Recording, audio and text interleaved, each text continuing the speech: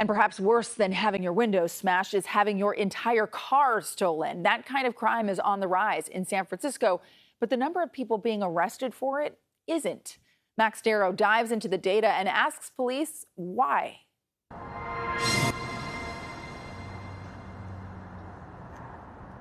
Car was parked on the side of the road. Out of all of the places where Katie Rodriguez parks her car in San Francisco, right here. This was not the spot where she thought someone would try to steal it. People walk down the street all the time. There's a school. Maybe that's why they didn't succeed, because there's people. The person failed in their attempt to steal her Kia, but did a whole lot of damage trying. So they broke the glass, entered into the vehicle. Jesus Rojas at JR Automotive gave us a look at Katie's car while it was in his shop. This is what her ignition lock cylinder looked like. They tried to force it with a screwdriver. Most likely was like a flathead screwdriver. But despite the headache, Rodriguez considers herself lucky. Yes, because they did not steal it successfully. Auto thefts are on the rise in many cities across the country, including San Francisco. According to data acquired and analyzed by CBS News, there were more than 7,700 car thefts reported to SFPD last year, up from fewer than 5,000 in 2018.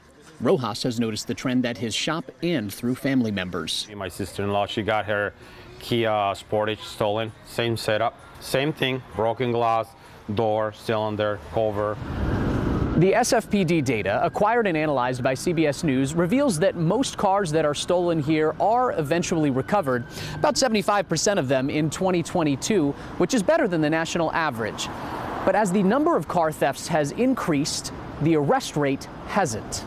Here's another way to look at the data. For every 100 cars that are stolen here, 75 of them get recovered and 6 arrests are made.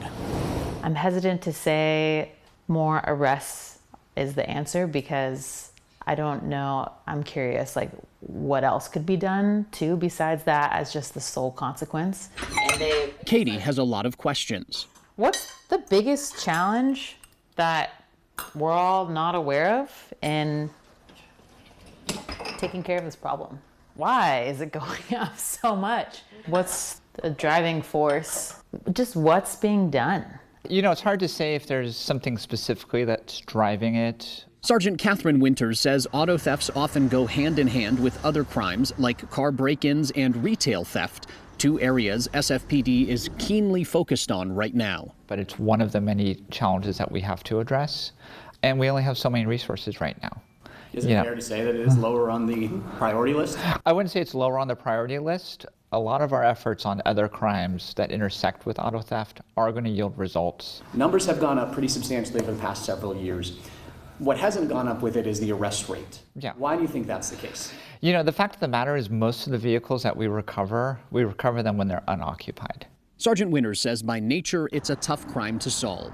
Car thieves often use the cars to get from point A to point B, sometimes to commit other crimes, and sometimes they switch plates. Having fewer officers on the streets means less time they can spend looking for car thieves and stolen vehicles. With staffing shortages, they're going from call to call to call, so they're not always going down the street running license plate numbers and finding stolen vehicles that way. Some San Franciscans are taking proactive steps, like this person, to make their cars harder to steal. Yeah, I mean, it's a well-known problem. Rodriguez says she upped her insurance a few weeks before her incident because she was anxious her car might eventually get stolen. Yeah, it's not ideal. I would like to not have to think that way, but it's sort of just that thing that you have grown to accept. Rodriguez now has her car back, and life is back to normal. But when she parks her car, her mind isn't totally at ease. Yeah, I am always worried it's just going to be gone. Yet, she still considers herself lucky. Sergeant Winters has this advice for victims. Help us help you by filing a police report. That way the department can have a clearer picture of how to allocate resources. Rodriguez says she didn't do that at first, but after our interview with her, she said that she would.